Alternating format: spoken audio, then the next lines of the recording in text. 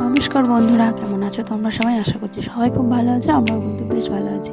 তো চলো তোমাদের আজকে ঘুরিয়ে নিয়ে এসে আসামে। আসামের চা বাগান দেখতে আমাদের কার না ভালো লাগে বলো? আর তো সেখানেই চলো ঘুরে আসা যাক, দেখা দেখা যাক